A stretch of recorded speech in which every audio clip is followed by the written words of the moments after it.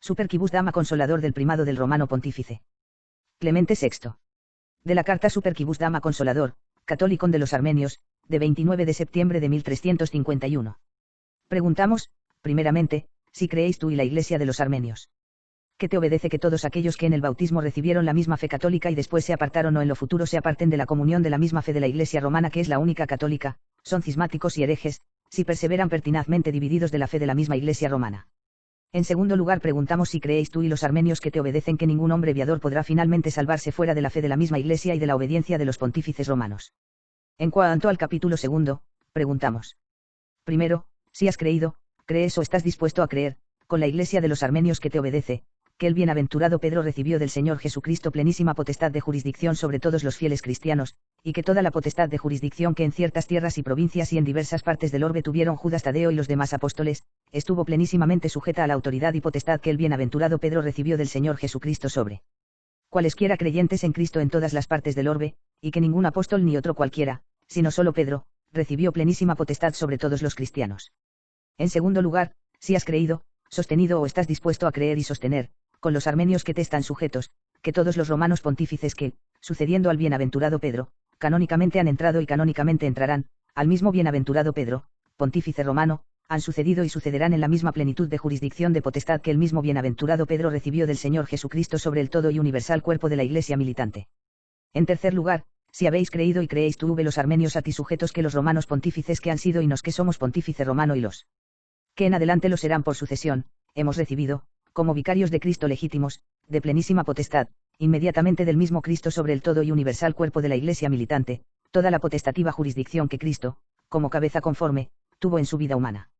En cuarto lugar, si has creído y crees que todos los romanos pontífices que han sido, nos que somos y los otros que serán en adelante, por la plenitud de la potestad y autoridad antes dicha, han podido, podemos y podrán por nos y por sí mismos juzgar de todos como sujetos a nuestra y su jurisdicción y constituir y delegar, para juzgar, a los jueces eclesiásticos que quisiéramos. En quinto lugar, si has creído y crees que en tanto haya existido, exista y existirá la suprema preeminente autoridad y jurídica potestad de los romanos pontífices que fueron, de nos que somos y de los que en adelante serán, por nadie pudieron ser juzgados, ni pudimos nos ni podrán en adelante, sino que fueron reservados, se reservan y se reservarán para ser juzgados por solo Dios, y que de nuestras sentencias y demás juicios no se pudo ni se puede ni se podrá apelar a ningún juez. Sexto, si has creído y crees que la plenitud de potestad del romano pontífice se extiende a tanto, que puede trasladar a los patriarcas, católicon, arzobispos, obispos, abades o cualesquiera prelados, de las dignidades en que estuvieron constituidos a otras dignidades de mayor o menor jurisdicción o, de exigirlos sus crímenes. Degradarlos y deponerlos, excomulgarles y entregarlos a Satanás. Séptimo, si has creído y todavía crees que la autoridad pontificia no puede ni debe estar sujeta a cualquiera potestad imperial y real u otra secular, en cuanto a institución judicial, corrección o destitución. Octavo, si has creído y crees que el romano pontífice solo puede establecer sagrados cánones generales, conceder plenísima indulgencia a los que visitan los umbrales, limina, de los apóstoles Pedro y Pablo o a los que peregrinan a Tierra Santa o a cualesquiera fieles verdadera y plenamente arrepentidos y confesados. Noveno, si has creído y crees que todos los que se han levantado contra la fe de la Iglesia romana y han muerto en su impenitencia final, se han condenado y bajado a los eternos suplicios del infierno. Décimo, si has creído y todavía crees que el romano pontífice puede acerca de la administración de los sacramentos de la Iglesia, salvo siempre lo que es de la integridad y necesidad de los sacramentos, tolerar los diversos ritos de las iglesias de Cristo y también conceder que se guarden. Undécimo, si has creído y crees que los armenios que en diversas partes del orbe obedecen al romano pontífice y con empeño y devoción guardan las formas y ritos de la Iglesia romana en la administración de los sacramentos y en los oficios eclesiásticos, en los ayunos y en otras ceremonias, obran bien y obrando así merecen la vida eterna.